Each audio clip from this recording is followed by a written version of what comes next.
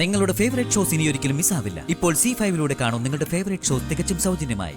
പരസ്പരം തമ്മിൽ കണ്ടുമുട്ടി ഒരുമിച്ച് സമയം ചെലവഴിച്ച് സ്നേഹം പങ്കുവച്ചിട്ടില്ലെങ്കിലും നിന്റെ ആത്മമിത്രമാണ് ഞാൻ.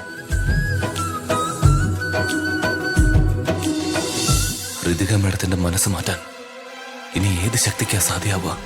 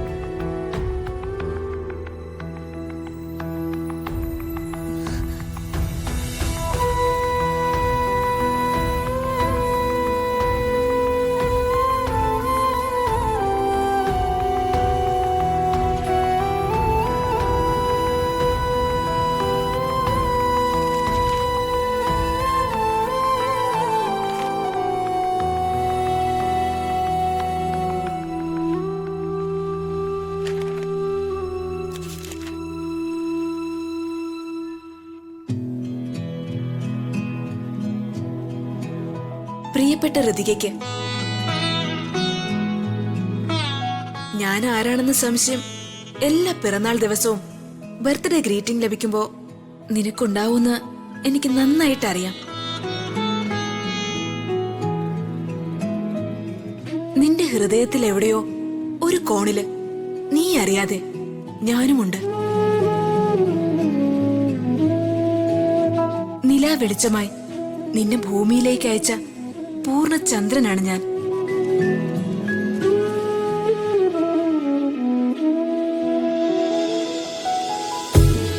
തമ്മിൽ കണ്ടിട്ടില്ലെങ്കിലും നമുക്കിടയില് ഒരു ആത്മബന്ധമുണ്ട്.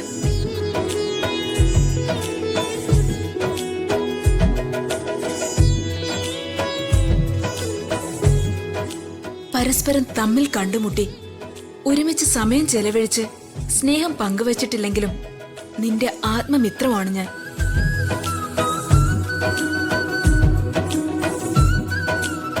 പക്ഷേ നിന്റെ പിറന്നാൾ ദിവസങ്ങളിൽ നിനക്കിഷ്ടമുള്ള സ്നേഹ സമ്മാനങ്ങളുമായി വന്ന് നിന്നെ കാണാൻ ഭാഗ്യം ലഭിക്കാത്ത ഒരു നിർഭാഗ്യവതിയാണ് ഈ ഞാൻ.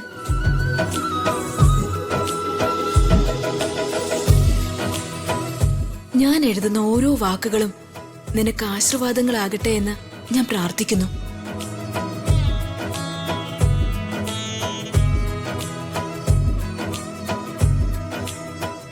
സർവ ഐശ്വര്യങ്ങളും നിനക്കുണ്ടാവട്ടെ. സന്തോഷത്തിന്റെ നിർവചനം എന്താണെന്ന് ചോദിച്ച അളവില്ലാത്ത ആനന്ദ നിമിഷങ്ങളും ആഗ്രഹ സാഫല്യങ്ങളും നിറഞ്ഞ ജീവിതമാണെന്ന് എല്ലാവരും ഉത്തരം നൽകൂ. പക്ഷെ നമ്മൾ ആഗ്രഹിക്കുന്നതും വിചാരിക്കുന്നതും മാത്രം നടക്കുന്നതല്ല യഥാർത്ഥ സന്തോഷമെന്ന് നീ തിരിച്ചറിയണം.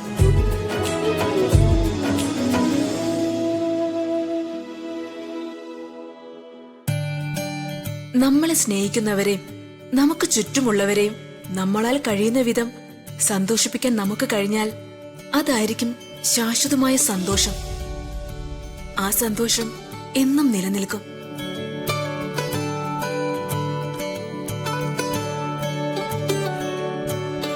ജീവിതത്തിൽ സന്തോഷം മാത്രമല്ല, ദുഃഖങ്ങളും പരിഹാരം കണ്ടെത്താനാവാത്ത പ്രശ്നങ്ങളും ഉണ്ടാകും.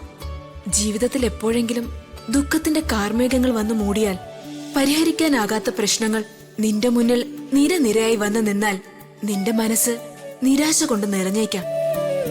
പക്ഷേ നീ തോറ്റു പിന്മാറരുത്. ദുഃഖങ്ങളും പരിഹരിക്കാനാകാത്ത പ്രശ്നങ്ങളും ശാശ്വതമല്ല.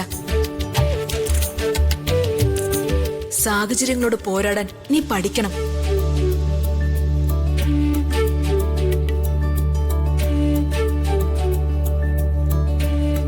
ജീവിതത്തിൽ എപ്പോഴെങ്കിലും തോറ്റു കൊടുക്കേണ്ട അവസ്ഥ നിനക്ക് വന്നാൽ എതിരെ നിൽക്കുന്നത് നീ സ്നേഹിക്കുന്നവരാണെങ്കിൽ അവർക്ക് മുന്നിൽ തോറ്റുകൊടുക്കാൻ നീ മടി കാണിക്കരുത്. നീ കാരണം നീ സ്നേഹിക്കുന്നവർക്ക് സന്തോഷം ലഭിച്ചാൽ അതിൽ പരം മഹത്തായ പ്രവൃത്തി മറ്റെന്താണ്?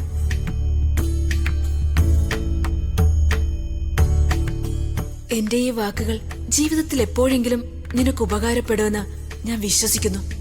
1000 പിറന്നാൾ ആശംസകളോടെ അഭ്യുദയകാംക്ഷി.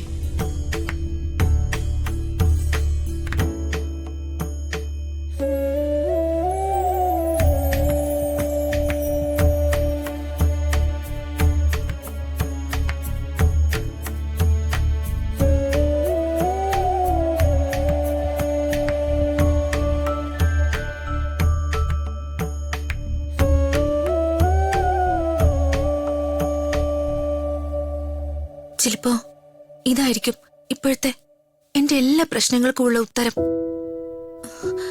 അതെ, അതാണ് ശരി.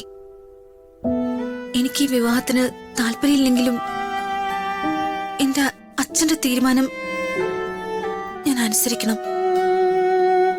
അച്ഛന്റെ സന്തോഷം അതല്ലേ എനിക്ക് വലുത്.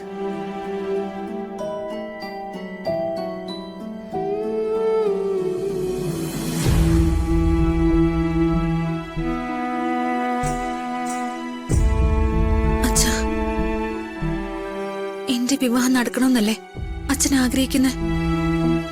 അതല്ലേ അച്ഛന്റെ സന്തോഷം? അച്ഛന്റെ തീരുമാനത്തിന് ഈ മകള് എതിര് നിൽക്കുന്നില്ല.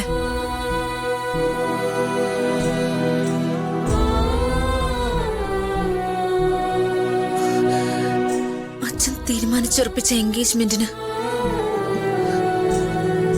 കൃതികയ്ക്കും സമ്മതമാണ്.